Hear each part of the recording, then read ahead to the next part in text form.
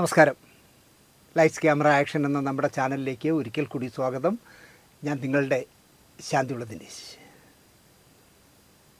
PG Vishwambharan സംവിധാനം ചെയ്ത ഇത് ഞങ്ങളുടെ കഥയിലൂടെ ക്യാമറയ്ക്ക് മുന്നിലെത്തിയ പുതുമുഖമായിരുന്നു സന്തോഷ്. മുകേഷിൻ്റെയും ജഗതിയുടെയും ശ്രീനാഥിൻ്റെയും ഒക്കെ കൂടെ നന്നായി അഭിനയിച്ച തുടക്കമായിരുന്നു. നല്ല സിനിമയായിരുന്നു. തമിഴിൽ നിന്ന് റീമേക്ക് ചെയ്തതാണ്. കുറച്ച് സിനിമകളിൽ അഭിനയിച്ച ശേഷം പിന്നെ കുറേ കാലം സന്തോഷിനെ കണ്ടില്ല. പിന്നെ പോകുന്നത് നരച്ച താടിയും കറുത്ത മീശയും ഒരു പ്രത്യേകതരം പാറ്റേണിലുള്ള ജുബ്ബയും ഒക്കെ ഇട്ട് 10 വിരലിൽ 9 മോതിരമൊക്കെ ഇട്ട് ഒരു വിചിത്ര കഥാപാത്രത്തെ പോലെയാണ് കണ്ടത്. ഏതോ യൂട്യൂബർ ചോദിക്കുന്നുണ്ട്, സുരേഷ് ഗോപി കോപ്പി അടിച്ചല്ലോ. ഞാൻ സുരേഷ് ഗോപിയൊന്നും കോപ്പി അടിച്ചില്ല. എൻ്റെ താടിയും എൻ്റെ ഉടുപ്പും സുരേഷ് ഗോപിയാണ് കോപ്പി അടിച്ചത്. പോട്ടെ, നമ്മുടെ പാർട്ടിക്കാരനല്ലേ എന്നൊക്കെ സന്തോഷം പറഞ്ഞിട്ട്. ഒരു തിരുവനന്തപുരത്തുകാരനായ ഈ സന്തോഷിനും തിരുവനന്തപുരത്തുകാരനായ ആൽത്തറ ബൈജുവിനും ഒരുപാട് സാമ്യങ്ങളുണ്ട്. ഡയലോഗ് ഡെലിവറിയിലായാലും ശരി, പെരുമാറ്റത്തിലായാലും ശരി ഒരുപാട് സാമ്യമുണ്ടെന്ന് എനിക്ക് തോന്നിയിട്ടുണ്ട്. കട്ടയ്ക്ക് മറുപടി പറയും രണ്ടുപേരും. എൻ്റെ നാടിയും എൻ്റെ ഡ്രസ് കോഡും എൻ്റെ സഹപ്രവർത്തകനും ബന്ധുവുമായ എൻ്റെ പാർട്ടിക്കാരനായ സുരേഷ് ഗോപി കോപ്പി അടിച്ചാണ്. ഇങ്ങനെയൊക്കെ പറഞ്ഞ് നല്ല ജോളിയായിട്ട് ജീവിച്ച മനുഷ്യനായിരുന്നു സന്തോഷ്. മരിച്ചപ്പോഴാണ് ഞാൻ അറിയുന്നത് അയാൾ ഗുരുവായൂരാണ് ഇപ്പോൾ താമസിക്കുന്നത്, തിരുവനന്തപുരത്തല്ല എന്ന്. മോഹിനിയാട്ടത്തിലാണ് അവസാനമായി കണ്ടത്. നല്ല മോശമല്ലാതെ അഭിനയിക്കാൻ അറിയാവുന്ന നടനാണ്. മോഹിനിയാട്ടത്തിലും നന്നായി അഭിനയിച്ചു. ഒരു സൗഹൃദ ചർച്ചയ്ക്കിടയിൽ എവിടെയോ എൻ്റെ പേര് കടന്നു വന്നപ്പോൾ അദ്ദേഹം പറഞ്ഞത്രേ, മോശമല്ലാതെ പറയും ആരെയും, അതിൽ സന്തോഷമുള്ളതിനാൽ അല്ലെങ്കിൽ അതിൽ സത്യമുള്ളതിനാൽ ശത്രുക്കളുണ്ടാവും കക്ഷിക്ക്, അത് കാര്യമാക്കാറില്ലെന്ന് തോന്നുന്നു എന്ന കമൻറ്റ് പറഞ്ഞ ആളാണ് എന്നെക്കുറിച്ച്. ഒരുപാട് കാലം നമ്മളോടൊപ്പം ഉണ്ടാവേണ്ടതാണ്. ഈ 66 വയസ്സെന്നൊക്കെ പറഞ്ഞാൽ ജീവിതത്തിലൊന്നും ആയിട്ടില്ല. എന്തിനാണ് വെളുപ്പാങ്കാലത്ത് കാറും കൊണ്ട് കൊട്ടാരക്കര റോഡിലൂടെയൊക്കെ പോയതെന്ന് എനിക്ക് മനസ്സിലാവുന്നില്ല. പത്രത്തിലൊക്കെ പറഞ്ഞത് ഭാര്യ ഗുരുതരമായ പരിക്കുകളോടെ ആശുപത്രിയിലായി, കൂടെ ഉണ്ടായിരുന്ന ഭാര്യ ആശുപത്രിയിലായെന്നാണ് ചാനലിലൊക്കെ പറഞ്ഞത്. ഇന്ന് പത്രം കണ്ടപ്പോൾ പത്രങ്ങളിൽ പറയുന്നു ഭാര്യയല്ല, വേറൊരു സ്ത്രീയാണ് കൂടെ ഉണ്ടായിരുന്നത്, ഭാര്യയും മകളും തൃശ്ശൂർ ഗുരുവായൂർ വീട്ടിലുണ്ടായിരുന്നു എന്ന് പറയുന്നു. എന്തായാലും നാക്കെടുത്താലൊക്കെ മരണത്തെക്കുറിച്ച് സംസാരിക്കുമായിരുന്നു സന്തോഷം. ഒരു ഫാൻ പൊട്ടി വീണാലും മതിയല്ലോ നമ്മുടെ ജീവിതം തീരാൻ എന്നൊക്കെ പറഞ്ഞ് എപ്പോഴും മരണത്തെക്കുറിച്ച് സംസാരിക്കുമായിരുന്നു. അറം പറ്റുന്ന നേരത്ത് പറഞ്ഞാൽ അത് ഫലിക്കുമെന്ന് പണ്ടുള്ളവർ പറയും. സന്തോഷ് മരണത്തെക്കുറിച്ചൊക്കെ അറം പറ്റുന്ന നേരത്താണോ പറഞ്ഞതെന്ന് എനിക്കറിയില്ല. എന്തായാലും ആർക്ക് ശല്യമില്ലാതെ ജീവിച്ച ഒരു നല്ല നടൻ നനച്ചിരിക്കാതെ എങ്ങ് പോയി. സന്തോഷിൻ്റെ ആത്മാവിന് നിത്യശാന്തി നേരാം.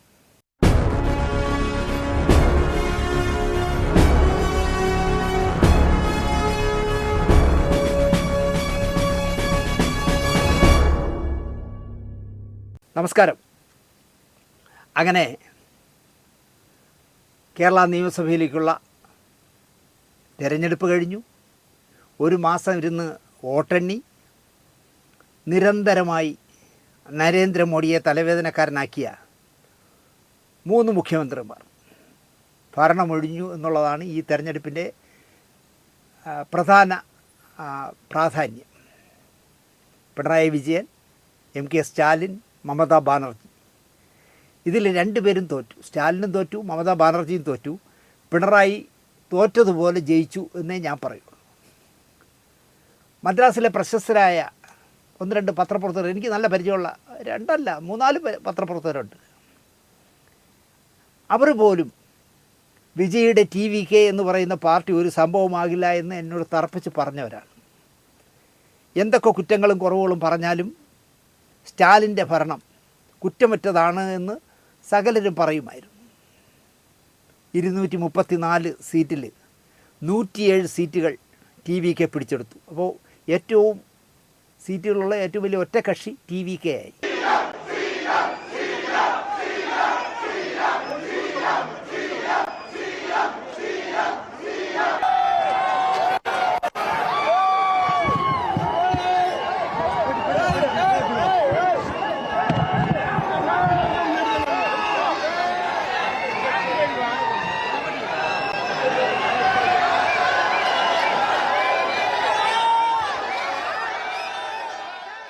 ഒരു കാലത്ത് സ്റ്റാലിൻ്റെ വിശ്വസ്തനായിരുന്ന VS ബാബു 9,000 വോട്ടിന് സ്റ്റാലിനെ കെട്ടുകെട്ടിച്ചു.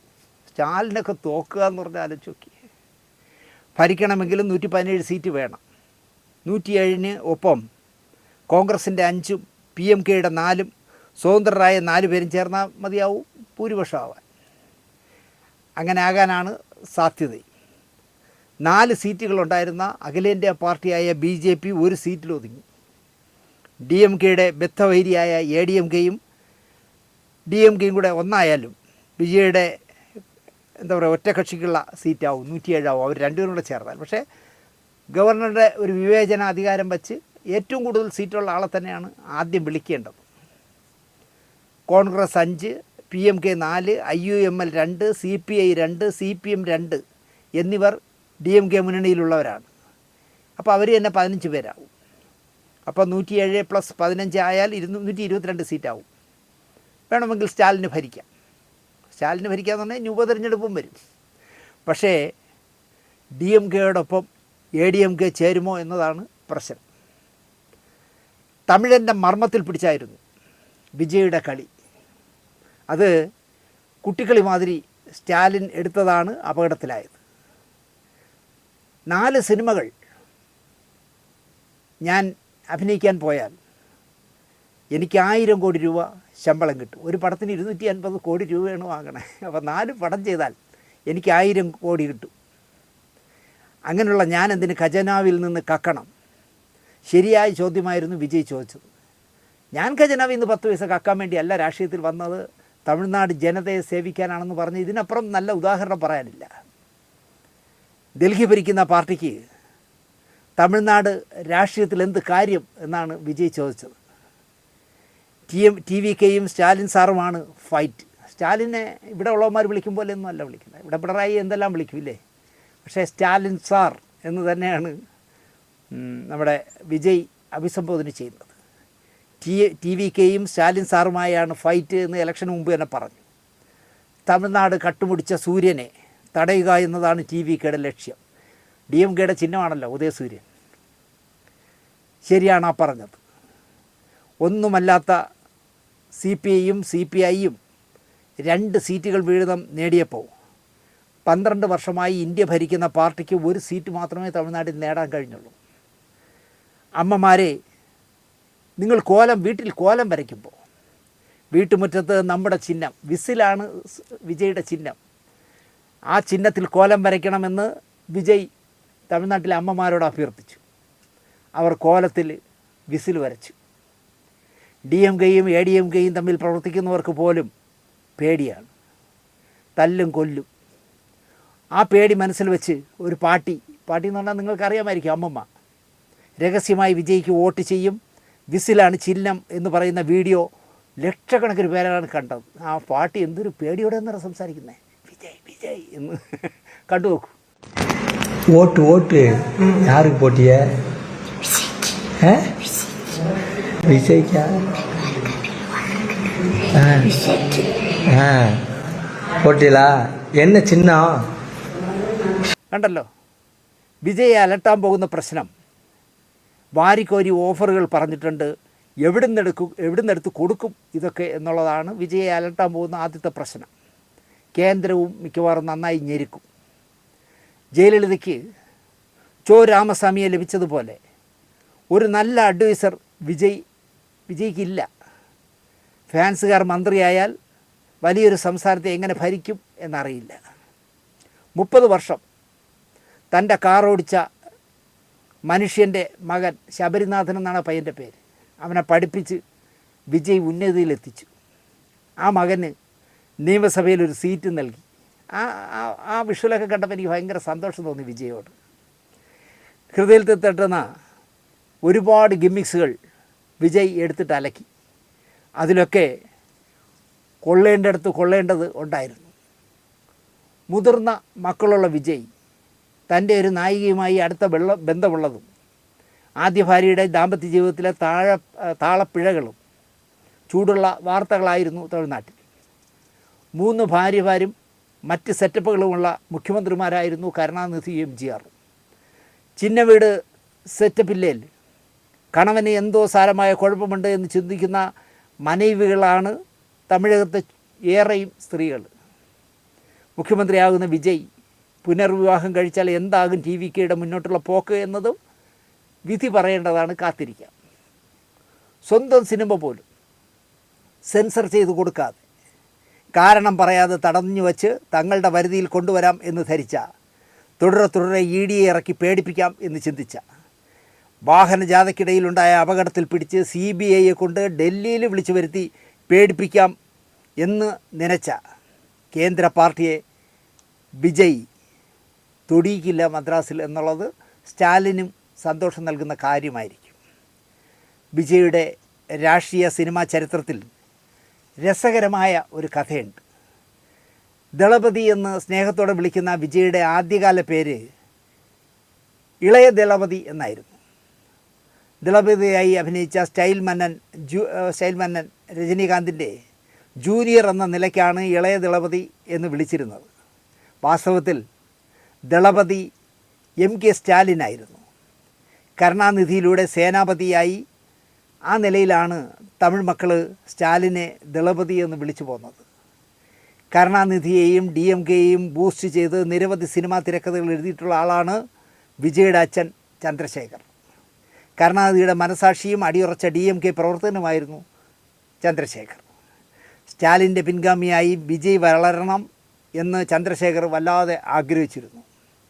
വിജയേക്കാൾ മകൻ രാഷ്ട്രീയത്തിൽ ഇറങ്ങണം എന്ന് ആഗ്രഹിച്ച അച്ഛൻ ചന്ദ്രശേഖറായിരുന്നു. വിജയേക്കാൾ താല്പര്യം ചന്ദ്രശേഖരനായിരുന്നു. ഇപ്പോൾ ഒരു ദളപതി മറ്റൊരു ദളപതിയെ പോർമുഖത്ത് നിലംപരിശാക്കിയിരിക്കുന്നു. മമതാ ബാനർജിയെ നമുക്ക് വിടാം, അവർക്ക് സിനിമയുമായി യാതൊരു ബന്ധവുമില്ലല്ലോ. വിതച്ചത് കൊയ്തു അവർ എന്ന് പറയുന്നതാവും നല്ലത്.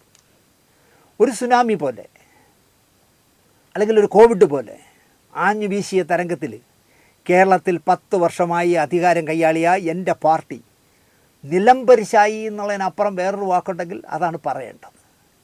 ഉച്ചവരെ സംസ്ഥാനം 10 വർഷം ഭരിച്ച പിണറായി വിജയൻ എന്ന ക്യാപ്റ്റനെ മുൾമുനയിൽ ധർമ്മടം പോലൊരു പാർട്ടി ഗ്രാമത്തിൽ ഒരു പയ്യനെ നിർത്താൻ കഴിഞ്ഞു എന്നുള്ളതാണ് ഈ ഇലക്ഷനിൽ ഞാൻ കണ്ട ഏറ്റവും വലിയ വാർത്ത. അത് കാണാൻ വയ്യാതെ ഞാൻ TV ഓഫാക്കി എണീറ്റ് പോയി. പിണറായി വിജയൻ്റെ കാര്യത്തിൽ ഒരു തീരുമാനമായി എന്നാണ് ഞാൻ വിചാരിച്ചത്. AKG സെൻറ്ററിൻ്റെ വിലാസത്തിൽ പാർട്ടി സെക്രട്ടറിയുടെ പേരിലുള്ള ഒരു ഇന്നോവ കാർ 18 തവണ നിയമം തെറ്റിച്ച് കേരളത്തിൽ ഏതാണ്ട് എല്ലാ ജില്ലയിലൂടെയും ഓടിയത് കേസെടുത്തിരിക്കുന്നു ട്രാഫിക് പോലീസ്.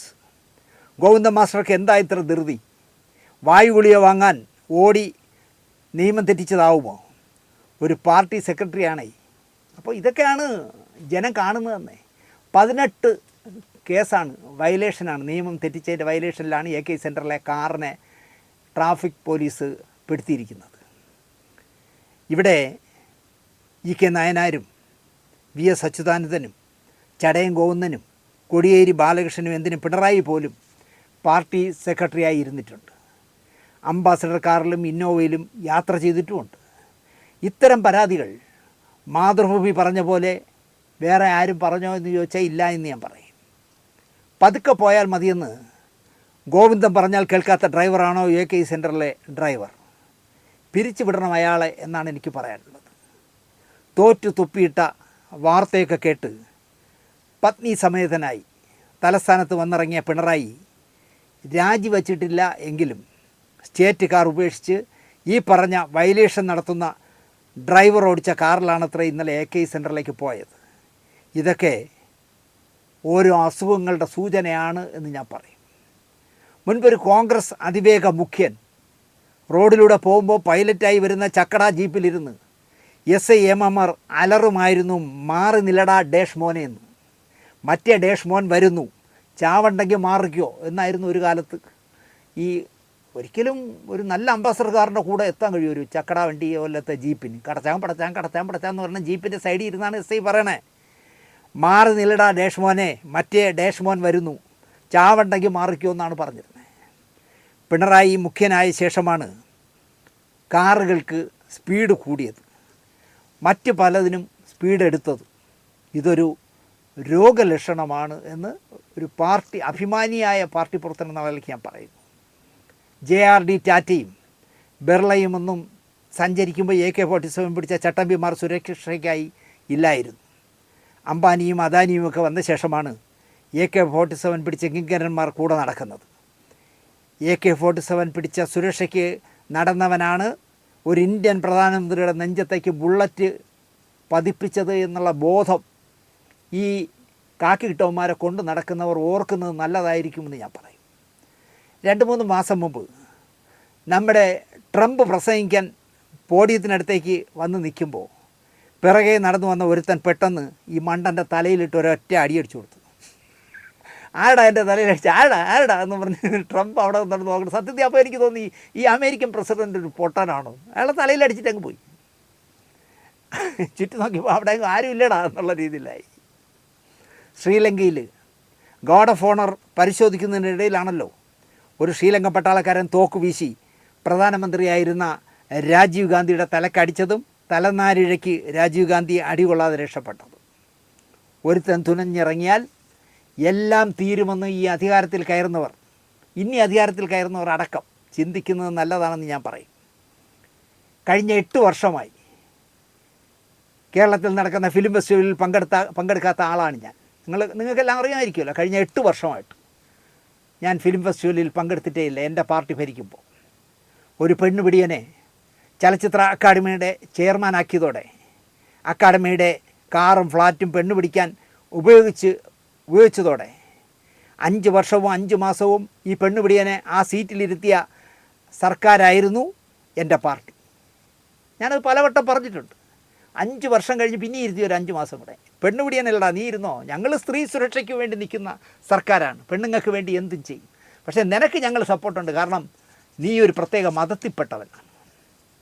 ഭാവി മുഖ്യമന്ത്രിയോ ഭാവി പാർട്ടി സെക്രട്ടറിയോ ആകും എന്ന് ഞാൻ ഉറച്ച് വിശ്വസിച്ചിരുന്ന ഒരു യുവ നേതാവ്, എന്താ പറയുക, ഒരു പെണ്ണും പിള്ളയുടെ എന്താ പറയുക കഥയും, ഒരു പെണ്ണും പിള്ളയുടെ വീട്ടിൽ നിരന്തരമായി ചെല്ലുന്ന കഥയും ഞാൻ മുമ്പൊരിക്കൽ കഥയിൽ പറഞ്ഞു എന്നാണ് എൻ്റെ വിശ്വാസം. അതും വട്ടിയൂർക്കാവ് സ്റ്റേഷൻ പരിധി തന്നെയാണ്. പക്ഷേ വട്ടിയൂർക്കാവ് പോലീസ് സ്റ്റേഷനിലെ പോലീസുകാർ ഈ പറയുന്ന ഒരു സിനിമാക്കാരിയുടെ വീട്ടിൽ പൊറുതിയായ യുവ നേതാവ്, ഞാൻ ഒരുപാട് സ്വപ്നം കണ്ട, ഒരുപാട് നിലയിൽ വളരാൻ സാധ്യതയുള്ള ഒരാളാണ്, നല്ല വാഗ്മിയും പറയുന്നതിൽ കൃത്യതയൊക്കെ ഉള്ള ഒരാളാണ്. പക്ഷേ പൊറുതി തിരുവനന്തപുരത്ത് ഒരു സിനിമാക്കാരിയുടെ വീട്ടിൽ ചെന്നാണ്, ഫ്ലാറ്റിൽ ചെന്നാണ്. ഇവൻ വട്ടിയൂർക്കാവ് പോലീസ് സ്റ്റേഷനിൽ എനിക്കെതിരെ ഇടപെട്ടിട്ടുണ്ട് എന്നാണ് വിശ്വാസയോഗ്യമായ കേന്ദ്രത്തിൽ നിന്ന് ഞാൻ അറിഞ്ഞത്. ഒരു യൂട്യൂബർ അക്കാദമി ചെയർമാൻ്റെ പെണ്ണുപിടുത്ത പരാതിയെപ്പറ്റി തിരക്കി വട്ടിയൂർക്കാവ് പോലീസ് സ്റ്റേഷനിൽ ചെന്നു. അന്നത്തെ CI പറഞ്ഞത്, ഒരു യുവ നേതാവ് 2 എണ്ണത്തിനെ ചട്ടിയിലാക്കിയിട്ടുണ്ട്. ഞാനും സുനിൽ മാത്യു എന്ന് പറഞ്ഞ ആളും I2I എന്ന് പറഞ്ഞ ചാനലിലാണല്ലോ ഞാൻ അഭിമുഖം കൊടുത്തത്. അപ്പോൾ വേറൊരു യൂട്യൂബർ ചെന്ന്, എന്താണ് സാറേ സംഭവിച്ചത്, അക്കാദമി ചെയർമാനെതിരെ എന്തോ പരാതി വന്നിട്ടുണ്ടല്ലോ എന്നൊക്കെ പറഞ്ഞു. പരാതിയുടെ കോപ്പിയൊക്കെ വേണമെങ്കിൽ തരാം. ഇവിടുത്തെ കേരളത്തിലൊരു വലിയ യുവജന നേതാവേ 2 എണ്ണത്തിനെ ഇപ്പോൾ ചട്ടിയിലാക്കി. അതാരും സാറേ, അതാ ശാന്തിയുള്ള ദിനേശ് എന്ന് പറഞ്ഞവനെയും സുനിൽ മാത്യുവിനെയും. നിനക്കും ചട്ടിയിലാവണമെങ്കിൽ ഒരു എപ്പിസോഡ് എന്ന് പറഞ്ഞപ്പോൾ ആ യൂട്യൂബർ ഓടിത്തള്ളി പ്രോഗ്രാം ചെയ്തില്ല. എന്നോട് ആ യൂട്യൂബർ തന്നെ പറഞ്ഞു, പോക്സോ വകുപ്പ് ചുമത്തിച്ചു എനിക്കെതിരെ, താങ്കൾക്കും ചട്ടിയിലാവണമെങ്കിൽ വിവരങ്ങൾ തരാം എന്നാണ് പാവം ആ CI പറഞ്ഞത്. ഇനി സന്തോഷപൂർവ്വം ഫിലിം ഫെസ്റ്റിവലിൽ എനിക്ക് 5 വർഷം പങ്കെടുക്കാം, ഉത്തമ കമ്മ്യൂണിസ്റ്റായിട്ട് തന്നെ. അക്കാദമിയിലിരിക്കുന്ന ദിവസവേതന ഡെപ്യൂട്ടേഷൻ സാറന്മാർ പോലും എന്നെ ശത്രുവിൻ്റെ ലിസ്റ്റിൽ കണ്ടു. ചലച്ചിത്ര അക്കാദമിയുടെ കഴിഞ്ഞ 10 വർഷത്തെ കണക്കുകൾ പരിശോധിച്ചാൽ കുറേ എണ്ണം അകത്താവുമെന്ന് ഉറപ്പാണ്. ഞാനിതാ ഉറപ്പ് തരുന്നു. അടുത്ത് വരുന്ന സിനിമാ മന്ത്രി കഴിഞ്ഞ 10 വർഷത്തെ ചലച്ചിത്ര അക്കാദമിയിലെ വരവ് ചെലവ് കണക്കുകളൊന്ന് പരിശോധിക്കണം. കുറേ എണ്ണം ചട്ടിയിലാവുമെന്നുള്ള കാര്യം ഉറപ്പാണ്. കമ്മീഷൻ ഏജൻറ്റുമാരായിരുന്നു. ഒരുത്തനാണെങ്കിൽ പാർട്ടിയുടെ പേര് പറഞ്ഞിട്ട് പന്തലിടുന്നതിനും ഓട്ടോറിക്ഷ വിളിക്കുന്നതിനും എന്താ പറയുക ചായ കൊടുക്കുന്നതിനും ചോറ് കൊടുക്കുന്നതിനും എല്ലാം കഴിഞ്ഞൊരു 10-15 വർഷമായിട്ട് പൊട്ടടിക്കുകയായിരുന്നു. ലക്ഷങ്ങളുണ്ടാക്കി എന്നാണ് പറയുന്നത്. LDF സർക്കാർ 3ാമതും വരും. ഗണേശൻ സിനിമ വകുപ്പ് കൂടി നൽകണമെന്ന് ആഗ്രഹിച്ച ആളാണ് ഞാൻ. 3ാമത്തെ ഇടതുപക്ഷ സർക്കാരിൽ വേറെ ഏത് ട്രാൻസ്പോർട്ട് കൊടുത്താൽ തന്നെ കൂടെ സിനിമ, സാംസ്കാരികം കൊടുത്തില്ലെങ്കിലും സിനിമ കൂടി ഗണേശന് കൊടുക്കണേ എന്ന് ആഗ്രഹിച്ച ആളായിരുന്നു ഞാൻ. ഗണേശനോട് എനിക്ക് പറയാനുള്ളത്, സദ്യ വിളമ്പിയിട്ട് സൈഡിൽ കുറച്ച് അമേദ്യം ഒരു കറണ്ടി വച്ചാൽ ആത്മാഭിമാനമുള്ളവർ കഴിക്കില്ല ഗണേശ. താങ്കളെക്കാൾ 100 ഇരട്ടി കൂതറയായവനെ ജനം ജയിപ്പിച്ചുവെങ്കിൽ പത്തനാപുരംകാരെ ഞാൻ നമിക്കുന്നു, അവർക്കൊരു നല്ല നമസ്കാരം കൊടുക്കുന്നു. കാരണം നിങ്ങളെക്കാൾ 100 ഇരട്ടി കൂതറയാണ് ജയിച്ചത്. ചാനലിൽ വന്നിരുന്ന അങ്ങോട്ടും ഇങ്ങോട്ടും തന്തയ്ക്ക് വിളിക്കുന്ന അത്ര നിലവാരമില്ലാത്ത ഒരു കൂതറയാണ് ജയിപ്പിച്ചെങ്കിലും പത്തനാപുരത്തുകാരോട് എനിക്ക് അഭിമാനം തോന്നുന്നു. താങ്കൾ നല്ല മന്ത്രിയായിരുന്നു, പക്ഷെ നല്ല വ്യക്തിത്വം കൂടി വേണമായിരുന്നു. ഞാൻ പരസ്യമായി പെണ്ണ് പിടിക്കും, അതിലെന്താ കുഴപ്പമെന്ന് താങ്കളും കൂടെ താങ്കളുടെ അമേദ്യം കോരാൻ നടക്കുന്നവരും വിചാരിച്ചതിൻ്റെ അന്ത്യമാണ് ഈ നാണം കെട്ട തോൽവി. ജന്മി കുടിയാൻ കാലം കഴിഞ്ഞില്ലേ ഗണേശ? നിങ്ങളെ എനിക്കിപ്പോഴും ഇഷ്ടമാണ്. 5 വർഷം, വരാൻ പോകുന്ന 5 വർഷം പത്തനാപുരം NSS താലൂക്ക് യൂണിയനുമായും പത്തനാപുരത്തുകാരോടും ഇടപഴകി ജീവിച്ചാൽ താങ്കൾക്ക് ഇനിയും ഉയർന്നു വരാനാകുമെന്നുള്ള കാര്യത്തിൽ എനിക്ക് യാതൊരു സന്ദേഹവുമില്ല. മാമാപ്പടിക്ക് കൊണ്ടു കിടക്കുന്ന നപുംസകളെ കുറച്ചു കാലമെങ്കിലും അതിനായി ഗണേശൻ മാറ്റി നിർത്തണം. ജനങ്ങളിൽ വീണ്ടും വിശ്വാസം നേടിയെടുക്കണമെന്നാണ് ഗണേശൻ്റെ പരാജയത്തെക്കുറിച്ച് എനിക്ക് പറയാനുള്ളത്. നിങ്ങളുടെ നാണം കെട്ട തോൽവിയിലും LDFൻ്റെ പതനത്തിലും സത്യമായി ഞാൻ ദുഃഖിക്കുന്നു ഗണേശ. NSSനെ പിണക്കിയതാണ്, പത്തനാപുരം താലൂക്ക് യൂണിയനെ പിണക്കിയതാണ് ഗണേശന് പറ്റിയ ഏറ്റവും വലിയ അബദ്ധം. ഇപ്പം കണ്ടില്ലേ, ഇലക്ഷനിൽ ജയിച്ചിടം നിങ്ങളെ തോപ്പിച്ച ആൾ ഓടി സുകുമാരൻ നായരെ കാണാൻ പോയ കണ്ടില്ല, അച്ഛാ എന്ന് വിളിച്ചുകൊണ്ട് പോയ കണ്ടില്ലേ. അത് നിങ്ങൾ പത്തനാപുരത്ത് നിങ്ങൾ പറയുന്നത്, നിങ്ങൾ മൈക്കും മറ്റുള്ളവർ ഹോണും എന്നുള്ള നിലപാട് മാറ്റു ഗണേശ. നിങ്ങളെല്ലാം പറയും മറ്റുള്ളവർ അംഗീകരിക്കണം എന്നൊക്കെ പറഞ്ഞാൽ അതൊക്കെ കാലം കഴിഞ്ഞു. അതൊക്കെ കീഴൂട്ട് രാമപിള്ളയുടെ കാലത്തെ നടക്കുള്ളൂ ഗണേശ. കാലം ഒരുപാട് മാറി, വെള്ളം ഒരുപാട് ഒഴുകി ഗണേശ. ഗണേശൻ മോശം സമയത്തായിപ്പോയി. തോറ്റു തുന്നം പാടിയ ശേഷം കണ്ണൂരിൽ നിന്നും വിമാനത്തിൽ തലസ്ഥാനത്ത് വന്നിറങ്ങിയ എൻ്റെ മുഖ്യമന്ത്രി പോലീസുകാരുടെ പടയില്ലാതെ സ്റ്റേറ്റ് കാറിൽ കയറാതെ AKE സെൻറ്ററിൽ നിന്നും വന്ന കാറിൽ കയറി പോകുന്ന കാഴ്ച ഞാൻ കണ്ടു. നേരത്തെ പറഞ്ഞില്ലേ 18 കേസുള്ള കാറിൽ കയറി പോണ കാഴ്ച ഞാൻ കണ്ടു. 6-7 വർഷം മുമ്പ് ഞാൻ ഇക്കാര്യം പറഞ്ഞത് വലിയ വൈറലായിരുന്നു. ഇദ്ദേഹം ഈ പോലീസുകാരുമായി പറക്കുന്നതിനെക്കുറിച്ച്. TP സെൻകുമാറൊക്കെ ഞാൻ പറഞ്ഞ ആ വീഡിയോ എടുത്തിട്ട് അർമാദിച്ചു. ഞാനതിൽ പറഞ്ഞിരുന്നു, കാസർഗോഡ് മുതൽ പാറശാല വരെ ഒരു തരി മണ്ണ് താങ്കളുടെ ദേഹത്ത് ഒരുത്തനും വീഴ്ത്താതെ താങ്കളെ സംരക്ഷിക്കാൻ ഞാനടക്കമുള്ള ലക്ഷക്കണക്കിന് സഖാക്കളുള്ളപ്പോൾ താങ്കൾ ഈ കാക്കിയിട്ടവന്മാരുമായി വിലസരുത് എന്ന്. EMSും നയനാരും PKVയും BSും കാണിച്ച മാതൃക ഇവിടെയുണ്ട്, നിങ്ങളത് കാണിക്കണമെന്ന് ഞാൻ പറഞ്ഞിരുന്നു. പക്ഷേ നമ്മുടെ മുഖ്യമന്ത്രി അത് കേട്ടില്ല. പരാജയം ആയത് കാരണം കൊണ്ടല്ല എങ്കിലും അതും കാണണം പരാജയ കാരണമായി എന്ന് പറയും. ഓരോ കാരണങ്ങളും പിണറായി പഠിക്കണം. ഇന്നത്തെ വിശ്വാസമില്ലാത്ത നിങ്ങളെക്കുറിച്ച് ഇപ്പോൾ ജനത്തിന് വിശ്വാസമില്ലാതായത് എങ്ങനെ കമ്മ്യൂണിസ്റ്റ് ആവും എന്നുള്ളതാണ് എൻ്റെ ചോദ്യം. നിങ്ങൾ പഠിക്കണം. അതിൻ്റെ കൂടെ എനിക്കൊന്ന് പറയാനുള്ളത്, ശവത്തി കുത്തുകയാണെന്ന് വിചാരിക്കരുത്. ആത്മാഭിമാനം അല്ലെങ്കിൽ ഇരട്ട ചങ്കുണ്ടെങ്കിൽ ഒരു സാധാ പയ്യൻ വോട്ടെണ്ണലിൻ്റെ 6 റൗണ്ടിൽ താങ്കളെ ഉച്ചവരെ നാണം കെടുത്തിയത് ഓർക്കുമെങ്കിൽ താങ്കൾ ധർമ്മടം നിയോജക മണ്ഡലത്തിലെ വിജയം രാജിവെക്കണം എന്നാണ് എൻ്റെ ആഗ്രഹം.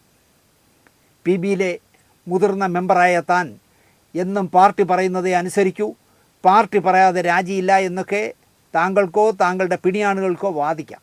പക്ഷേ ശിഖണ്ഡിയെ മുൻനിർത്തിയാണ് മഹാഭാരത യുദ്ധം ജയിച്ചത് എന്നുള്ള ബോധം പിണറായി വിജയൻ ഉണ്ടാകണം എന്നാണ് എനിക്ക് പറയാനുള്ളത്. ഉച്ചനേരം വരെ താങ്കളെ ഒരു പയ്യൻ പാർട്ടി ഗ്രാമത്തിൽ വിറപ്പിച്ചു എന്ന് പറഞ്ഞാൽ സ്റ്റാലിൻ്റെ കയ്യിൽ നിന്നും എല്ലാം പഠിച്ച VS ബാബുവിനോട് സ്റ്റാലിൻ തോറ്റതും താങ്കൾ 19,247 ഭൂരിപക്ഷത്തിൽ ജയിച്ചതും തുല്യമായി ഞാൻ കാണും. VS ബാബു എന്ന് പറയുന്ന പയ്യൻ്റെ മുന്നിൽ സ്റ്റാലിൻ തോറ്റതും താങ്കൾ 19,000 അല്ലെങ്കിൽ 19,247 വോട്ടിന് ജയിച്ചതിന് ഞാൻ രണ്ടും തോൽവിയായേ കാണും. കാരണം കഴിഞ്ഞ തവണ 50,000-ൽ പരം വോട്ടിൻ്റെ ഭൂരിപക്ഷത്തിൽ ജയിച്ച മുഖ്യമന്ത്രിയാണ്. താത്വികമായ ഒരു അവലോകനവും ഈ ജയിച്ചതിനെ പറ്റി നടത്തണ്ട. നാണം കെട്ട വിജയമായി പോയി താങ്കളുടേത് എന്ന് ഞാൻ പറയും. ഈ പറയുന്നതിലൊന്നും പിണറായി സഖാവിനോട് പുച്ഛമോ വിരോധമോ സ്നേഹമില്ലായ്മയോ കൊണ്ട് പറയുന്നതല്ല. 1% പോലും എനിക്ക് അദ്ദേഹത്തോട് പുച്ഛമില്ല, അദ്ദേഹത്തോട് വിരോധമില്ല, അദ്ദേഹത്തോട് സ്നേഹമില്ലായ്മയുമില്ല. 10 കൊല്ലമായി തമിഴ്നാട് പോലീസിനെ സ്റ്റാലിനല്ല ഭരിക്കുന്നതത്രേ. ഒരു എന്താ പറയുക, പ്രാദേശിക DMK-കാരനാണ് ഓരോ പോലീസ് സ്റ്റേഷനും ഭരിച്ചിരുന്നത്. ഒരു ന്യായമായ കേസിൽ ഇടപെടാൻ 10 ലക്ഷം രൂപയൊക്കെയാണ് ഒരു ലോക്കൽ DMK നേതാവ് വാങ്ങിയിരുന്നത്. അതിൽ 1 ലക്ഷം രൂപ പോലീസിന് വീതിച്ച് നൽകുമത്രേ, ബാക്കി ലോക്കൽ നേതാവിന്.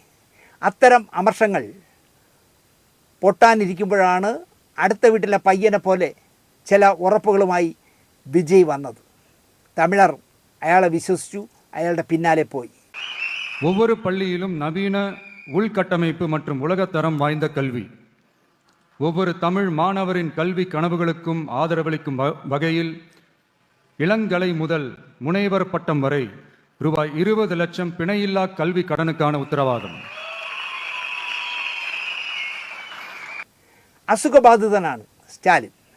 താൻ ചത്താൽ കുടുംബസ്വത്ത് കൈമാറുന്നത് പോലെ മകനെ വളർത്തിക്കൊണ്ടുവന്നതും വിജയെ കാര്യമായിട്ട് എടുക്കാത്തതും ഒക്കെ പരാജയ കാരണമായി എന്നാണ് എൻ്റെ വിലയിരുത്തൽ.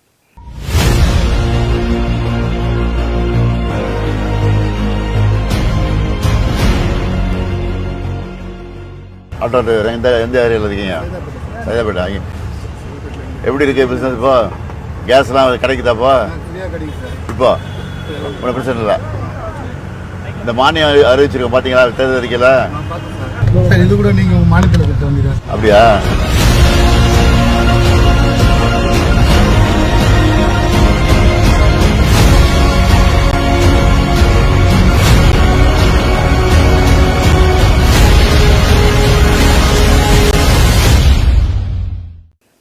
താങ്കളുടെ ആഭ്യന്തരത്തെ താങ്കൾ അറിയാതെ ഹൈജാക്ക് ചെയ്യാൻ പറ്റിയ ഒരു വിശ്വസ്ത ടീമിനെ താങ്കൾ ഉണ്ടാക്കി എന്നാണ് എനിക്ക് പിണറായി വിജയനോട് പറയാനുള്ളത്. അവർ സെക്രട്ടേറിയറ്റിലിരുന്നും പുറത്തുനിന്നും ഭരിച്ചു പോലീസിനെ എന്ന സത്യം എൻ്റെ മുഖ്യമന്ത്രി അറിഞ്ഞതേയില്ല. ഭൂലോക തരികിടയായ, ഏത് വേഷവും കെട്ടാൻ മടിയില്ലാത്ത ഒരു പെണ്ണുമ്പിള്ള ഒരു ആത്മഹത്യാ ഭീഷണി കത്ത് തന്നപ്പോൾ ഈ സ്ത്രീ പറയുന്ന ഈ ദിനേശ് എന്ന് പറഞ്ഞവൻ ആര് എന്നുപോലും അന്വേഷിക്കാതെ എന്നെ കുരുക്കാനുള്ള വകുപ്പുകളിട്ട് കേസെടുത്ത സർക്കാരാണ് പിണറായിയുടെ സർക്കാർ. ഒരു യുവ നേതാവും തലസ്ഥാനത്തെ ഒരു തീവട്ടിക്കൊള്ള നേതാവും സ്റ്റേഷനിൽ വിളിച്ച് എരിവ് കയറ്റി ഞാനിപ്പോൾ 8 വർഷമായി ഈ ശബ്ദം വിറ്റ് ജീവിക്കുന്ന സ്ത്രീയുടെ പരാതിയുടെ പേരിൽ, കള്ളപ്പരാതിയുടെ പേരിൽ വഞ്ചിയൂർ കോടതിയിൽ കയറി ഇറങ്ങുന്നു. ഇതുവരെ വാദം പോലും തുടങ്ങിയിട്ടില്ല, കേസ് വാദിച്ചിട്ടില്ല ഇതുവരെ. 8 വർഷമായി എനിക്ക് എത്ര ആയിരം രൂപ പോയി കാണുമെന്ന് നിങ്ങൾ ആലോചിച്ചു. പെണ്ണുപിടിയൻ അക്കാഡമി ചെയർമാൻ ഒരു ടീമിനെ ഒപ്പിച്ച് പോക്സോ കേസ് ചുമത്തി എൻ്റെ പേരിൽ. ഞാനിപ്പോൾ പോക്സോ ഫാസ്റ്റ് ട്രാക്ക് കോടതിയിൽ നെടുമങ്ങാട്ട് തലയുയർത്തിപ്പിടിച്ച് നിൽക്കുന്നു. പക്ഷേ ലക്ഷങ്ങളാണ് ഇതിനിടയിൽ എൻ്റെ നിന്ന് പോയി കിട്ടിയത്. ആഭ്യന്തരം കൊണ്ട് കിടക്കുന്ന മുഖ്യമന്ത്രി അറിയണ്ടേ ഇതൊക്കെ? അറിയുന്നില്ല. വഴിതെറ്റി വരുന്ന ഒരു സംസ്ഥാന നേതാവാണ് വട്ടിയൂർക്കാവ് സ്റ്റേഷനിൽ, തലശ്ശേരിയിൽ പോലീസ് സ്റ്റേഷനിൽ ഇല്ല എന്ന മട്ടിൽ കേസ് കൊടുപ്പിച്ച് എന്നെ ചുറ്റിക്കുന്നത്. എന്നിട്ടും ഞാനും ഭാര്യയും മകനും നേമത്ത് ചെന്ന് ശിവൻകുട്ടി സഖാവിന് ഇത്തവണയും വോട്ട് കുത്തി. എല്ലാ പേരും ശാന്തിയുള്ള ദിനേശ് ആകില്ലല്ലോ സഖാവേ. മലയാള സിനിമയിലെ അറിയപ്പെടുന്ന ഒരുത്തൻ മോള പ്രായം പോലുമില്ലാത്ത തിരുവനന്തപുരത്തുകാരിയായ ഒരു ആരാധികയെ വിളിക്കുന്നു കൂടെ കിടക്കാൻ. വേറെ ഒന്നിനുമല്ല, കൂടെ കിടക്കാൻ വിളിച്ചതാണ്. ആ കുട്ടി പേടിച്ചു പോയി. നീ എന്തിനാ മോളെ പേടിക്കുന്നത്? പിണറായി ഭരിക്കുന്നിടത്തോളം പിണറായിയുടെ പോലീസ് എന്നെ ഒരു ചുക്കും ചെയ്യില്ല. എൻ്റെ വില്ലയിലേക്ക് വാ എന്ന് പറഞ്ഞ് എറണാകുളത്തേക്കാണ് ക്ഷണിച്ചത്. നമുക്ക് രസിക്കാം എന്നാണ് മോളുടെ പ്രായം പോലും ഇല്ലാത്ത കുട്ടിയോട് ഈ അലവലാതി പറഞ്ഞത്. ഒരു റൈഡും എൻ്റെ മോൾ പേടിക്കണ്ട. പക്ഷേ ആ കുട്ടി നന്നായി പേടിച്ചു. അവൾ കോളേജിൽ അമ്മയെപ്പോലെ സ്നേഹിക്കുന്ന ഒരു അധ്യാപികയോട് പേടിച്ച് ഈ വിവരം പറഞ്ഞു. അധ്യാപിക ആരിൽ നിന്നോ നമ്പർ സംഘടിപ്പിച്ച് എന്നെ വിളിച്ച് കാര്യം പറഞ്ഞു. സാർ, നിങ്ങൾ സിനിമാക്കാർ ഇത്തരക്കാരാണോ? നിങ്ങളെയൊക്കെ എങ്ങനെ കലാകാരന്മാരെന്ന് പറയും സാർ?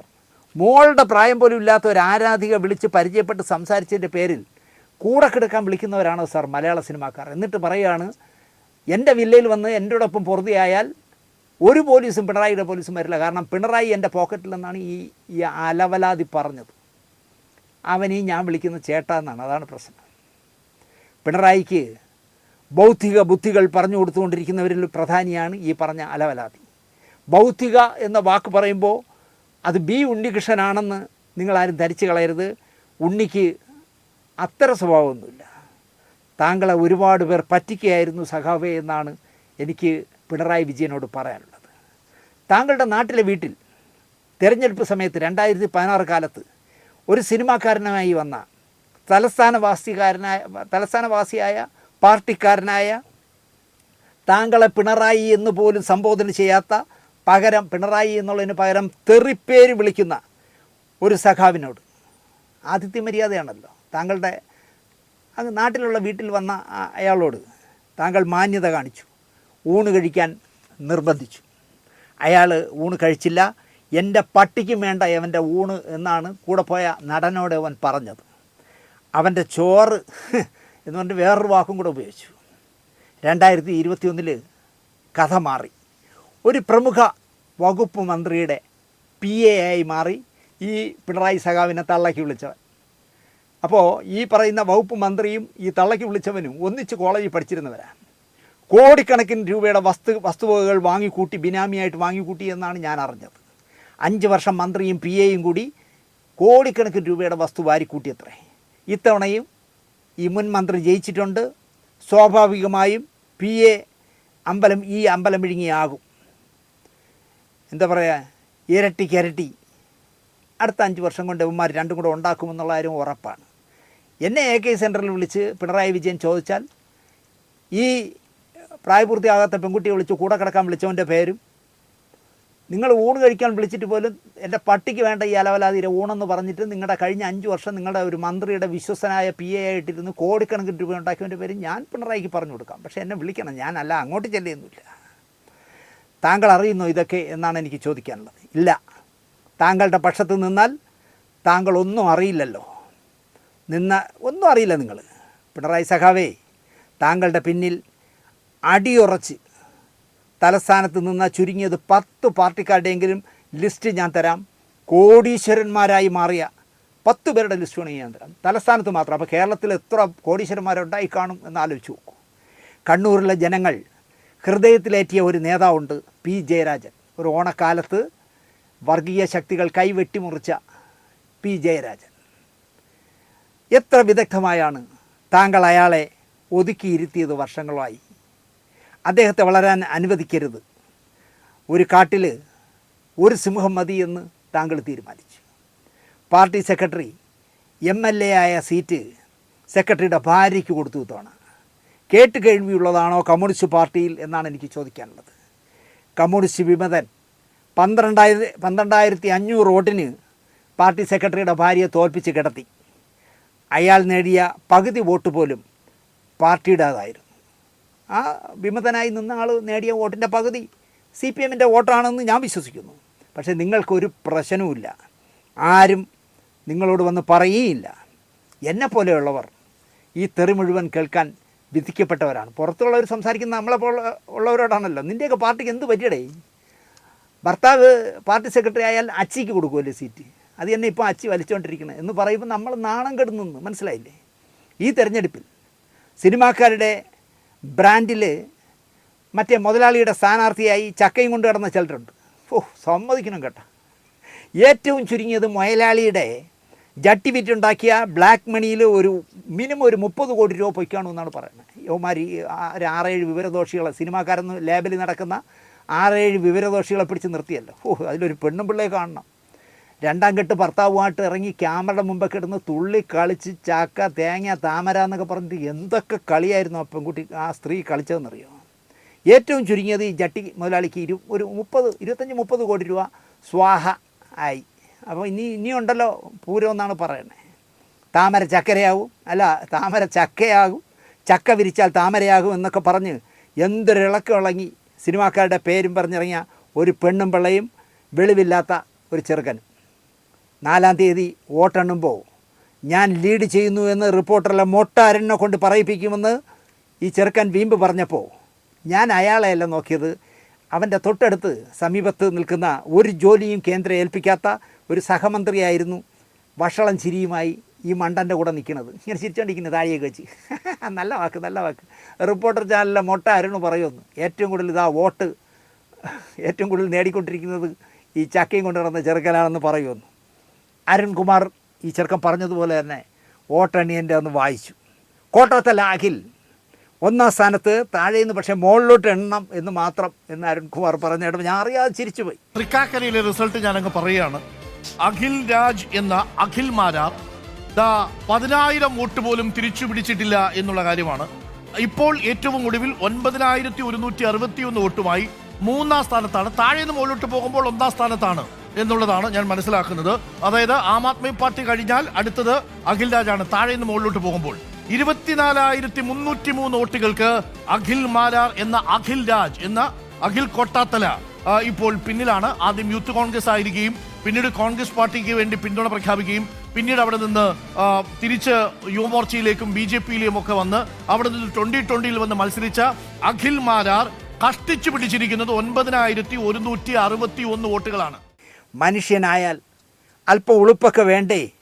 നാളെയും ആളുകളുടെ മുഖത്ത് നോക്കാനുള്ളതല്ലേ എന്നുള്ള ബോധം പോലും ഈ ചക്കയും കൊണ്ട് കിടന്ന 5-6 എണ്ണത്തിന് ഇല്ലായിരുന്നു. എന്തോന്ന് റോബിൻ രാധാകൃഷ്ണൻ ഈ ബിഗ് ബോസിൽ പോകുന്ന എല്ലാം മന്ദബുദ്ധി കേസുകളാണെന്ന് തോന്നുന്നു, അല്ലെങ്കിൽ അലവലാദികളായിരിക്കും. ഇതിലേത് പക്ഷത്താണെന്ന് എനിക്കുണ്ടാ. അവൻ ചക്കയും പിടിച്ചുകൊണ്ട് നിന്നിട്ട് പറഞ്ഞു തരുന്നറിയാം, എല്ലാവരും കൂടെ നിർബന്ധിച്ചാൽ ഞാൻ മുഖ്യമന്ത്രിയാവാന്ന്. മെട്രോ ശ്രീധരൻ സാറിനേക്കാളും അപഹാസ്യനായി. പക്ഷേ ഇവനൊക്കെ തൊലിക്കെട്ടിയുണ്ട്. ചെറുപ്പമല്ലേ, ഇങ്ങനെ നാണം കെടാമോ എന്നാണ് എനിക്ക് ചോദിക്കാനുള്ളത്. ബിഗ് ബോസ് പോയ ഏതെങ്കിലും നോർമലായ ഒരാളെ പറഞ്ഞേ, ഒരെണ്ണത്തിന്. എല്ലാ കൂതറകളും പോകുന്ന പ്രോഗ്രാമായി ബിഗ് ബോസ് അധപ്പതിച്ചു എന്ന് തോന്നുന്നു. മോഹൻലാൽ ഇതൊന്നും അറിയുന്നില്ലേ എന്നാണ് എനിക്ക് ചോദിക്കാനുള്ളത്. ജോലിയില്ല മന്ത്രി, പടം മതിലിൽ വരച്ചു കൊടുത്തവരൊക്കെ തോറ്റു എന്നുള്ളതാണ് വേറെ രസം. ഒറ്റപ്പാലത്ത് പടം വരച്ചിട്ട് എപ്പോൾ ജയിച്ചെന്ന് കേട്ടാൽ മതി എന്നൊക്കെ പറഞ്ഞ മേജർ രവിയും തോറ്റു. പക്ഷേ ആ തോൽവിയെപ്പറ്റി അധികമാരും പറഞ്ഞു കേട്ടില്ല. നേരത്തെ പറഞ്ഞ കക്ഷികളെപ്പോലെ മേജർ മണ്ടത്തരങ്ങൾ പറഞ്ഞില്ല, വർഗീയത ഇളക്കി വിട്ടതുമില്ല. അതിനാൽ അദ്ദേഹത്തിന് മീഡിയ അറ്റൻഷനും കിട്ടില്ല. മീഡിയ അറ്റൻഷൻ കിട്ടണമെങ്കിൽ 4 മണ്ടത്തരങ്ങൾ പറയണം, എങ്കിലേ കിട്ടൂ.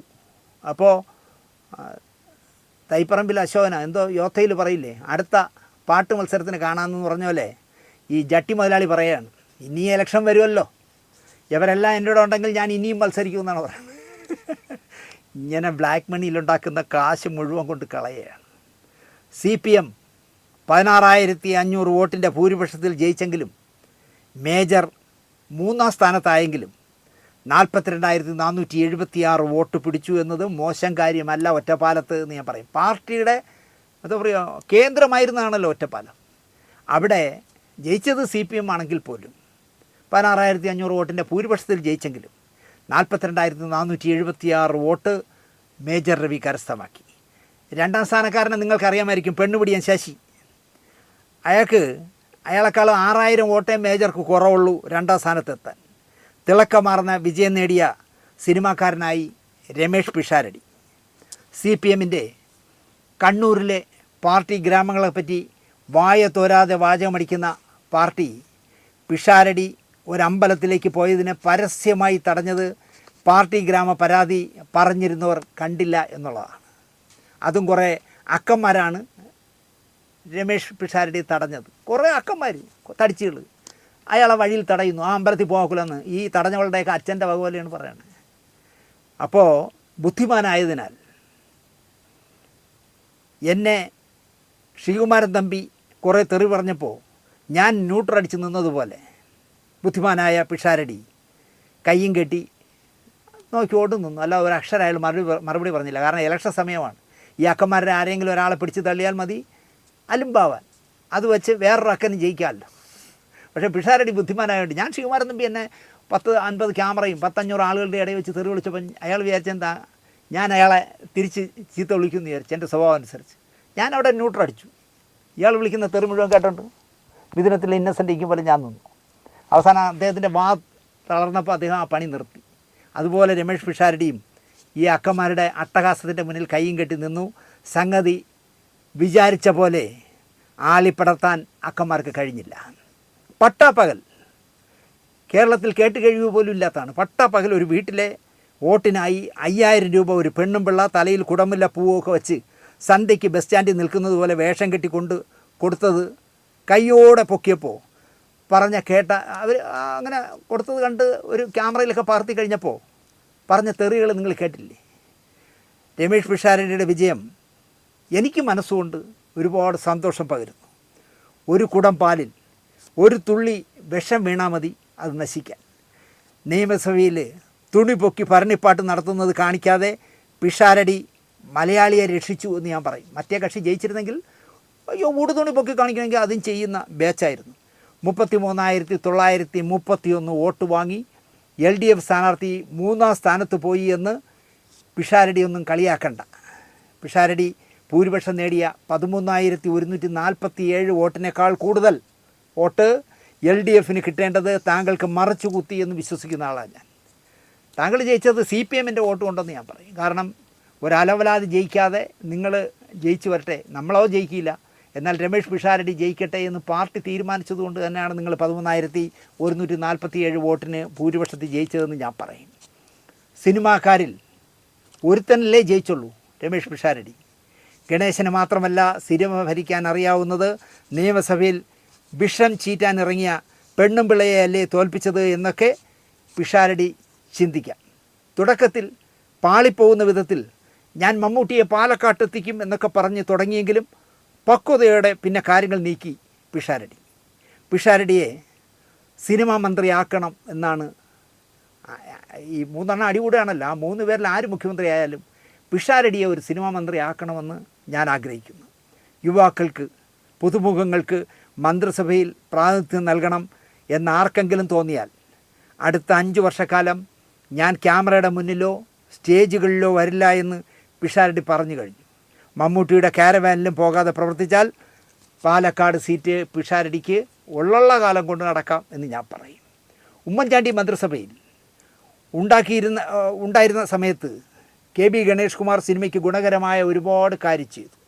സർക്കാർ തിയേറ്ററുകൾ ഹൈടെക്കാക്കി. സ്വകാര്യ മുതലാളിമാർക്കും അങ്ങനെ മാറ്റിയേ പറ്റൂ എന്ന നില കൊണ്ടുവന്നു. കേരളത്തിലെ എല്ലാ തിയേറ്ററുകളും ഇപ്പോൾ ഹൈടെക്കായി മാറി. കഴിഞ്ഞ 10 വർഷം പിണറായിയോടൊപ്പം 7.5 വർഷം MLA ആയിട്ടും 2.5 വർഷം മന്ത്രിയായും ഗണേശനുണ്ടായിരുന്നു. കിട്ടിയ വകുപ്പിനെ കരകയറ്റി എന്നതിനപ്പുറം സിനിമയ്ക്കായി AK ബാലനോടോ സജി ചെറിയാനോടോ ഒന്നും ഗണേശൻ പറഞ്ഞിട്ടില്ല. അവർക്ക് ഇഷ്ടമായില്ലെങ്കിലോ, കാരണം രണ്ടുപേരും വലിയ സീനിയേഴ്സ് അല്ലേ, സംസ്ഥാന കമ്മിറ്റി മെമ്പർ, കേന്ദ്ര കമ്മിറ്റി മെമ്പർ എന്നൊക്കെ പറഞ്ഞവരോട് പോയി ഗണേശൻ സജഷൻ പറഞ്ഞാൽ ഞങ്ങളുടെ വകുപ്പ് ഞങ്ങൾ നോക്കണം, നീ നിൻ്റെ ജോലിയൊക്കെ പറയുമെന്ന് പേടിച്ചായിരിക്കും ഗണേശൻ പറഞ്ഞില്ല. ഒരു സിനിമ എൻക്ലേവിനോ സംസ്ഥാന ഫിലിം അവാർഡ് ദാനത്തിനോ ഫിലിം ഫെസ്റ്റിവലിനോ ഗണേശനെ കണ്ടിട്ടില്ല. വലിയ സാംസ്കാരിക വകുപ്പ് മന്ത്രിമാർ ആയതിനാൽ ഗണേശനെ ക്ഷണിക്കാത്തതാകാം. ഇത്തവണ ഗണേശൻ പരാജയത്തിൻ്റെ രുചിയറിഞ്ഞു. സാംസ്കാരിക സിനിമാ വകുപ്പ് പാട്ടുപാടും എന്ന കാരണത്താൽ വല്ല രമ്യ ഹരിദാസിനോ വല്ലതും വച്ച് നീട്ടുമോ എന്നാണ് എൻ്റെ ടെൻഷൻ. സാംസ്കാരികം കോൺഗ്രസ് കൈകാര്യം ചെയ്യണമെന്ന് ഞാൻ ആഗ്രഹിക്കുന്നു. സ്ഥിരം TN ജേക്കബിന് കോൺഗ്രസിനാണല്ലോ കൊടുക്കണേ. CP ജോണിന് കൊടുത്താലും സാംസ്കാരിക വകുപ്പ് നന്നാവും എന്ന വിശ്വാസക്കാരനാണ് ഞാൻ. ഒരു വിഷനുള്ള, ഒരു കാഴ്ചപ്പാടുള്ള സഖാവാണ് CP ജോൺ. MA ബേബിയോളം കലയോടും സാഹിത്യത്തോടും കാഴ്ചപ്പാടുള്ള മനുഷ്യനാണ് CP ജോൺ. ഒരു പടം പിടിച്ചു എന്ന പേരിൽ ആ ഷിബു ബേബി ജോണിനൊക്കെ എടുത്തു കൊടുത്ത് പിണറായി സജി ചെറിയാന് കൊടുത്ത് ചളകുളമാക്കിയതുപോലെ ചെയ്യരുത് എന്നാണ് നിയുക്ത മുഖ്യമന്ത്രിയോട് എനിക്ക് പറയാനുള്ളത്. നാടാർക്കൊരു മന്ത്രിയായി ശക്തൻ നാടാർ വന്നാലും ഈ വകുപ്പിനെ എടുത്തു കൊടുത്ത് നശിപ്പിക്കരുത് എന്ന് അഭ്യർത്ഥിക്കുന്നു. ഇനിയിപ്പോൾ തലയിൽ മുണ്ടിട്ടും അല്ലാതെയും കോൺഗ്രസ്സുകാരാണെന്നും പറഞ്ഞ് പല സിനിമാക്കാരും വരും, ഉറപ്പാണ്. ചലച്ചിത്ര അക്കാദമിയുടെ ചെയർമാനാക്കണം. സാംസ്കാരിക ക്ഷേമനിധി എൻ്റെ സ്വപ്നമാണ്. KSDC ഞാൻ പൊക്കിത്തരാം എന്നൊക്കെ പറഞ്ഞ് പലരും വരും. ഞാൻ ജനിച്ചപ്പോഴേ കോൺഗ്രസ്സോ LDF കമ്മിറ്റിയിൽ എടുത്തപ്പോൾ പോയെന്നേ ഉള്ളൂ എന്നും സെൻസർ ബോർഡ് മെമ്പറാക്കിയെന്ന് വെച്ച് ഞാൻ BJPക്കാരി അല്ല എന്നും കോൺഗ്രസ് ആണ് എന്നൊക്കെ പറഞ്ഞ് ചിലർ വരും. വിശ്വസിക്കരുത്. പുതിയ സാരിയൊക്കെ ചുറ്റി വരുന്ന കാണുമ്പോൾ സജി ചെറിയാൻ വീണതുപോലെയൊന്നും വീണ് കളയരുത് എന്നാണ് എനിക്ക് പറയാനുള്ളത്. സാംസ്കാരിക ക്ഷേമനിധി ഞാൻ നോക്കാമെന്ന് പറഞ്ഞ് സിനിമയിലും സ്വന്തം പാർട്ടിയിലും ഇഷ്ടമില്ലാത്തവരെ പറ്റി ഊമക്കത്തും പോസ്റ്റർ ഒട്ടിക്കലും ഫോണിൽ തെറി പറയുന്നതും ഉൾപ്പെടെയുള്ള കലാപരിപാടികൾ നടത്തുന്ന ആ എംബോക്കി വരാൻ സാധ്യതയുണ്ട്. കോൺഗ്രസ് കതറിട്ട് നടക്കുന്നതാണ്. ഇലക്ഷൻ വരുമ്പോൾ കതറിടും. ചിലപ്പോൾ ഫിഫ്ക നേതാവിൻ്റെ ശുപാർശയും കാണും. അയ്യോ ഇയാൾ കൊള്ളാം, ഇയാൾ കോൺഗ്രസിൻ്റെ കൊണാണ്ടറാണ്, കരുണാകരനുള്ള കാലത്തെ കരുണാകരന് കാര്യങ്ങൾ പഠിപ്പിച്ചു കൊടുത്തിരുന്ന ഇദ്ദേഹമാണെന്നൊക്കെ ചിലപ്പോൾ പറയും. അത് ഫെഫ്കയുടെ നേതാവ് പറയാൻ സാധ്യതയുണ്ട്, ഒരു ശല്യം ഒഴിയാൻ വേണ്ടി. പടുകുഴിയിൽ കൊണ്ട് ചാടിക്കരുത് ആ സ്ഥാപനത്തെ എന്നാണ് എനിക്ക് പറയാനുള്ളത്. ഈ മഹാനെ പറ്റി ശക്തൻ നാടാരോട് ചോദിച്ചാൽ അറിയാം ഗുണവതിയാരം. ഈ സിനിമാക്കാരൻ്റെ വീട്ടിൽ ചെന്ന് വിളിച്ചുണർത്തി, രാവിലെ ഉറങ്ങായിരുന്നു. ആദ്യമായി ശക്തൻ നേമത്ത് മത്സരിക്കുമ്പോൾ എനിക്കായി പ്രവർത്തിക്കരുത്, ദയവ് ചെയ്ത് തൻ്റെ വോട്ടും ചെയ്യരുത് എന്ന് നിർദ്ദേശിച്ച അത്രയും മഹാനാണ് ഈ സിനിമാക്കാരൻ. നിങ്ങൾ ശക്തൻ നാടാരെ കാണുമ്പോൾ ചോദിച്ചു നോക്കൂ, അങ്ങനെ എവിടെയെങ്കിലും ചെന്നങ്ങനെ പറഞ്ഞിട്ടുണ്ടോ എന്ന്. ഒരു വീട്ടിൽ ചെന്ന് വിളിച്ചുണർത്തിയിട്ട് പറയാണ്, ദയവ് ചെയ്ത് ഞാൻ നേമത്ത് മത്സരിക്കുകയാണ്, എനിക്ക് വേണ്ടി പ്രവർത്തിക്കരുത്. നിങ്ങൾ കോൺഗ്രസ്സുകാരനാണ്, എനിക്ക് വേണ്ടി പ്രവർത്തിക്കരുത്, പിന്നെ എനിക്ക് വോട്ടും ചെയ്യരുത്, എനിക്കത് അപമാനമാണ് എന്ന് മുഖത്ത് നോക്കി പറഞ്ഞ ആളാണ് ശക്തൻ നാടാർ. ജീവിച്ചിരിക്കുകയല്ലേ, MLA അല്ലേ, ചോദിച്ചു നോക്കൂ. അപ്പോൾ അങ്ങനെയുള്ള കക്ഷിയാണ്. പുതിയ കതർ ഉടുപ്പൊക്കെ ഇട്ട് മുല്ലപ്പള്ളി രാമചന്ദ്രൻ്റെയും കെ മുരളീധരൻ്റെയും ഒക്കെ ശുപാർശ കത്തുമായി വരാം. അടുപ്പിക്കരുത് ഈ അലവലാതിയെ എന്നാണ് എനിക്ക് പറയാനുള്ളത്. പിഷാരടിയെ സാംസ്കാരിക ക്ഷേമനിധി ബോർഡ് ചെയർമാനാക്കിയാൽ എന്താ പ്രശ്നം എന്നാണ് എനിക്ക് ചോദിക്കാനുള്ളത്. നന്നായി അയാൾ കൊണ്ടു നടക്കുമെന്ന് ഞാൻ വിശ്വസിക്കുന്നു. പക്ഷം പിടിക്കാത്ത സിബി മലയിലിനെ ചലച്ചിത്ര അക്കാദമി ചെയർമാനാക്കിയാൽ ഭംഗിയായി 5 വർഷം അദ്ദേഹം കൊണ്ടു നടക്കുമെന്ന് വിശ്വസിക്കുക. എന്നെ ഇഷ്ടമല്ല, എങ്കിലും ഞാൻ ഉള്ളതുപോലെ പറയുകയാണ്. ചുരുക്കം നാളായി KSFDCയുടെ ചെയർമാനായിരിക്കുന്ന ആളാണല്ലോ നമ്മുടെ കെ മധു. ചലച്ചിത്ര വികസന കോർപ്പറേഷൻ്റെ ചുരുക്കം ദിവസങ്ങളെ കിട്ടിയുള്ളെങ്കിലും ഭംഗിയായി കാര്യങ്ങൾ നോക്കുന്ന കെ മധുവിനെ തുടരാൻ അനുവദിച്ചാലും ചലച്ചിത്ര അക്കാദമിക്ക് ഗുണമേ ചെയ്യൂ എന്നാണ് എനിക്ക് പറയാനുള്ളത്. ബോർഡിൽ UDF നോമിനികളെ പുനഃസംഘടിപ്പിച്ചാൽ മതിയല്ലോ. എന്തായാലും വരുന്ന ഡിസംബറിലെ 2026 ഡിസംബറിലെ ഫിലിം ഫെസ്റ്റിവൽ മുതൽ ഞാൻ അടുത്ത 5 വർഷം ഡെലിഗേറ്റായി ഉണ്ടാവും എന്ന സന്തോഷത്തിലാണ്. തുറന്നു പറയുകയാണ്, ഞാൻ ശപഥം പോലെ മറ്റേ തലമുടി അഴിച്ചിട്ട കണ്ണകി പോലെ ശപഥം ചെയ്തിരുന്നല്ലോ. എന്നെങ്കിലും LDF മാറി, എൻ്റെ പാർട്ടി മാറി, UDF വരുമ്പോൾ മാത്രമേ ഞാനിനി ചലച്ചിത്ര അക്കാദമിയുടെ ഫിലിം ഫെസ്റ്റിവലിൽ പങ്കെടുക്കൂ എന്ന് പറഞ്ഞത് ഇപ്പോൾ ഇതാ നടപ്പിലാകാൻ പോകുന്നു.